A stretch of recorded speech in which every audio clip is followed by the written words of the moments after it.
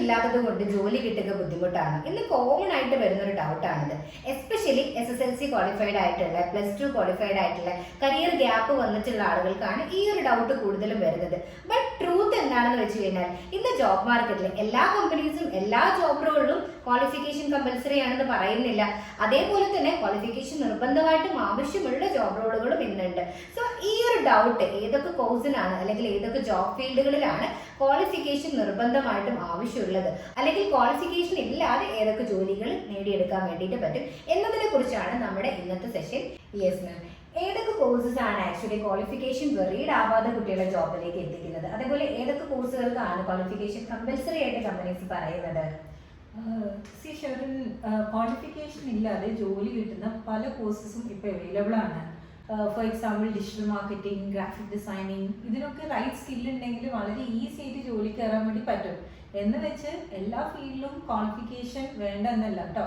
Okay, അപ്പം മാം പറയുന്നത് digital marketing ഒക്കെ SSLC മാത്രം പഠിച്ചു കഴിഞ്ഞാലും ഡിജിറ്റൽ മാർക്കറ്റിംഗ്, ഗ്രാഫിക് ഡിസൈനിങ് ഫീൽഡിൽ ജോബിന് കയറാൻ പറ്റുമെന്നാണോ? Definitely. Social media management, content creation, അതുപോലെ ആഡ് ഒക്കെ കറക്റ്റായിട്ട് റൺ ചെയ്യാൻ പറ്റുന്ന കുട്ടികളാണെങ്കിൽ അവരുടെ ക്വാളിഫിക്കേഷൻ ഒരു പ്രോബ്ലമേ അല്ല, അവർക്ക് ഈസി ആയിട്ട് ജോലി കിട്ടും. അതുപോലെ തന്നെ ഈക്വലി ഇമ്പോർട്ടൻ്റ് ആണ് ഓഫീസ് അഡ്മിനിസ്ട്രേഷൻ. ഇപ്പം വളരെയധികം ജോലി സാധ്യതയുള്ള ഒരു ഫീൽഡാണ്.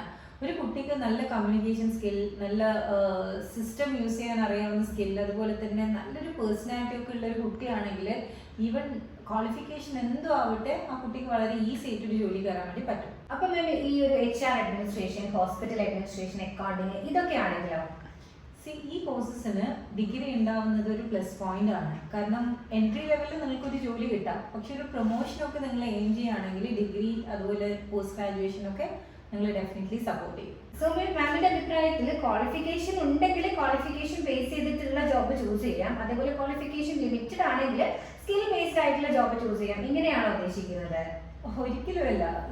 നമ്മുടെ ഒരു കോഴ്സ് അതെല്ലാം നമ്മുടെ കരിയർ ഒക്കെ ചൂസ് ചെയ്യേണ്ടത് നമ്മുടെ പാഷന്റെ ബേസിസിലാണ്.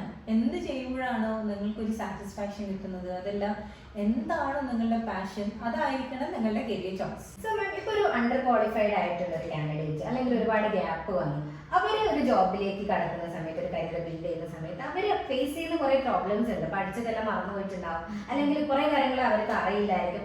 അങ്ങനെയുള്ള ആളുകളെ എങ്ങനെയാണ് ഒരു കരിയറിലേക്ക് മുമ്പോട്ട് വരിക, എങ്ങനെയാണ് അവർ പഠിച്ചെടുക്കുന്നത്? ഡെഫിനറ്റ്ലി അവർക്ക് നല്ലൊരു സപ്പോർട്ട് വേണം. കാരണം അവരുടെ ഉള്ളിൽ ഒരു ആഗ്രഹമുണ്ട് അവർക്ക് എന്തെങ്കിലും ചെയ്യണം, കരിയറായിട്ട് മുന്നോട്ട് പോകണം, ഫിനാൻഷ്യലി ഇൻഡിപെൻഡൻ്റ് ആവണം എന്നുള്ളത്. അപ്പം ഇതുപോലെ ഗ്യാപ്പ് വന്ന ആൾക്കാർക്ക് നമ്മൾ സ്പെഷ്യൽ കെയർ ആണ് കൊടുക്കുന്നത്. ആദ്യം അവർക്ക് നല്ലൊരു കൺസൾട്ടേഷൻ ഉണ്ടാവും, പ്രോപ്പറായിട്ട് എന്ത് ഫീൽഡ്, ഏത് രീതിയിൽ വർക്ക് ചെയ്യണം, അതുപോലെ ഏത് ഇൻഡസ്ട്രി ചൂസ് ചെയ്യണം എന്നുള്ള പ്രോപ്പർ കൺസൾട്ടേഷൻ പ്രൊവൈഡ് ചെയ്യുന്നുണ്ട്.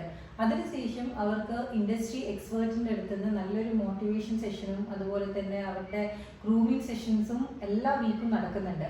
അതുകൂടാതെ തന്നെ അവർക്ക് സിസ്റ്റം യൂസ് ചെയ്യേണ്ട ഒരു നോളജും അതുപോലെ തന്നെ നല്ല കോൺഫിഡൻ്റ് ആയിട്ട് സംസാരിക്കേണ്ട ട്രെയിനിങ് നമ്മൾ പ്രൊവൈഡ് ചെയ്യുന്നുണ്ട്. അതായത് സോഫ്റ്റ് സ്കിൽസും അതുപോലെ തന്നെ ഈക്വലി ഇമ്പോർട്ടൻസ് പ്രൊഫഷണൽ സ്കിൽസിനും കൊടുക്കുന്നുണ്ട്. അപ്പോൾ ഈ രണ്ട് സ്കിൽസും കമ്പൈൻ ചെയ്യുമ്പോൾ ആ കുട്ടികൾക്ക് ഈസി ആയിട്ട് ആ ഒരു കരിയർ ഗ്യാപ്പ് ഫുൾഫിൽ ചെയ്തിട്ട് ഒരു ജോലിയിലേക്ക് വരാൻ വേണ്ടി പറ്റും. ഇവിടെ അവരുടെ പാർട്ടിസിപ്പേഷനും ഈക്വലി ഇമ്പോർട്ടൻ്റ് ആണ്. കാരണം നമ്മുടെ സൈഡിൽ നിന്ന് നമ്മൾ എല്ലാ സപ്പോർട്ടും കൊടുക്കുന്നുണ്ട്. അതുപോലെ തന്നെ ഈ ഗ്യാപ്പ് വന്ന ആൾക്കാരും ഈക്വലി പാർട്ടിസിപ്പേറ്റ് ചെയ്യുകയാണെങ്കിൽ അവർക്ക് ഈസി ആയിട്ട് തന്നെ ഒരു ജോലിയിലേക്ക് വരാൻ വേണ്ടി പറ്റും. ഓക്കെ, അപ്പോൾ മാമിന്റെ അഭിപ്രായത്തിൽ വേണ്ടത്ര ക്വാളിഫിക്കേഷൻ ഇല്ലെങ്കിലും വെറീഡ് ആവേണ്ട ആവശ്യമില്ല, അവർക്ക് ചെയ്യാവുന്ന ജോലികൾ ഇവിടെ തന്നെ അവൈലബിൾ ആണെന്നല്ലേ?